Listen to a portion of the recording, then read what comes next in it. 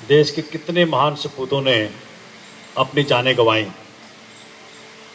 किसके लिए गंवाई, क्यों गंवाई।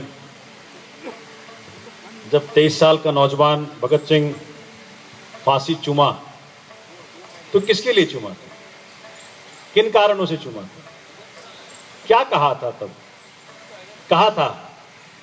उनके अगर चिट्ठियों को पढ़ें, उनकी एक चिट्ठी में आता है कि मां, काले जो अंग्रेज हैं वो शायद चले जाएं, लेकिन देश को जो असली आजादी चाहिए हो सकता है ना मिले।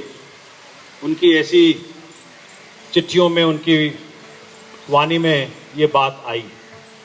जब मैं आज देखता हूं, चूंकि लॉयर हूं, पूरी की पूरी जो व्यवस्था है, जैसे पुलिस है, उसकी जो अकाउंटेबिलिटी है वो जनता के प्रति, संविधान के प्रति, कानून के प्रति नहीं है।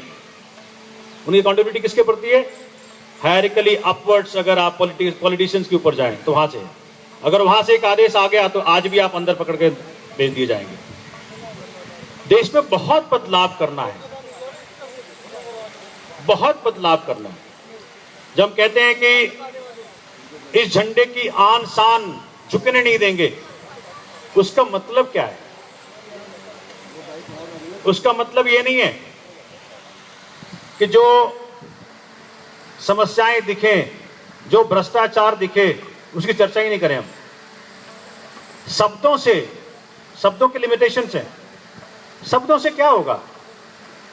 शब्दों की मास्टरी आप कर लीजिए।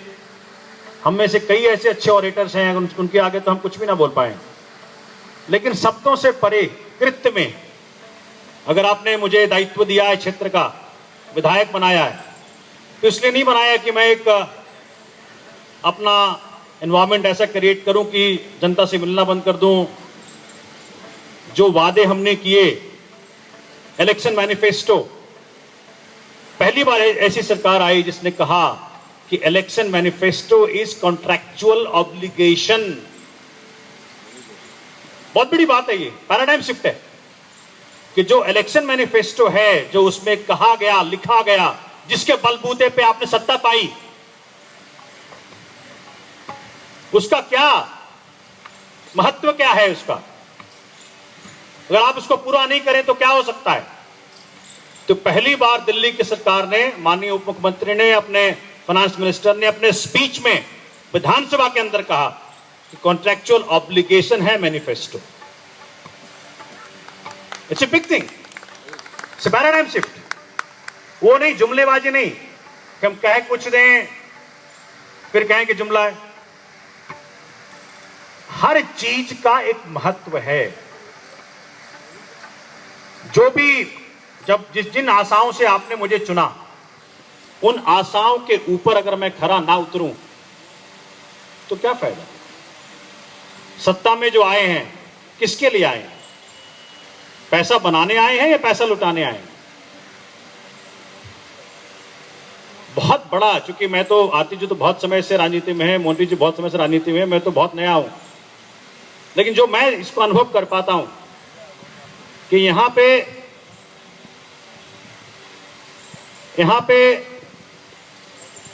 जो आप जन सेवा करने आए हैं, उसमें त्याग ही त्याग चाहिए होता है। उसके अंदर, इसको आप अगर सरल शब्दों में कह दें कि जी या तो अपना घर बचेगा या देश बचेगा, दोनों नहीं बच सकता। अगर आपको भगत सिंह के सपने पूरे करने हैं, अगर भगत सिंह के सपने अगर आपको पूरे करने हैं तो बहुत त्याग चाहिए। मैं आराम से सुप्रीम कोर्ट में प्रैक्टिस कर रहा था, लाखों रुपए बना रहा था वहां। अगर हम सत्ता के अंदर, राजनीति के अंदर आए, आईआईटी के बाद, लॉ करने के बाद, एमएलए बन के जो 24 घंटे काम करने का जो अवसर मिला है, उसमें एक चीज समझ में आया है, या तो देश बचेगा या परिवार बचेगा। मैं आपसे कमिट करता हूं आज फिर इस झंडे के नीचे कि मैं समर्पित हूं 24 घंटे इस काम को, देश सेवा में समर्पित हूं, और वो हर काम वो करूंगा जिससे कि भगत सिंह जैसे महान सपूतों के सपनों को पूरा कर सकूं। अगर कर सका, अगर शरीर देके भी कर सका, शरीर को त्याग करके भी कर सका, तो अपने आप को भाग्यशाली समझूंगा। साथियों, आज तक केंद्र में बैठे लोग भी यहां बैठे हैं, जिनकी पार्टी बैठी है, और मैं भी दिल्ली में, आपकी सरकार है, आपने दी। मुझे लगता है कि कोहेसिवनेस, मोंटी जी यहाँ काउंसलर हैं, ऐसा क्यों नहीं हो सकता कि काउंसलर, एमएलए, सांसद तीनों बैठ जाए। मैं ओपन इनविटेशन दे रहा हूं, तीनों बैठ जाए, बोले कि जी ये आपकी जिम्मेवारी है, मेरी जिम्मेवारी है, आपकी जिम्मेवारी है। अगर तीनों, जैसे कि आप देख लें, सांसद है, अब डीडीए और पुलिस डायरेक्टली अकाउंटेबल है उनको, क्योंकि वो केंद्र के दोनों डिपार्टमेंट्स हैं। विधायक है, पानी, सीवर, 60 फुट की सड़कें मेरे से करवा लो, और बाकी अंदर की सड़कें, नालियां, पार्क, पार्किंग एमसीडी के जरिए करवाने।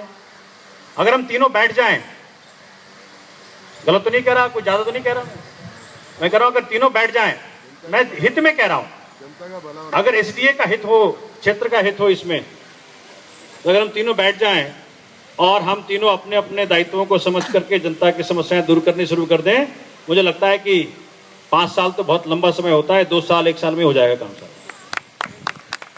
इन्हीं शब्दों के साथ मैं आज के, क्योंकि इंदिरा जी आ गई हैं, हम उनको सुनने आए हैं आज, तो नहीं तो ये बहुत शुभ है आज का दिन।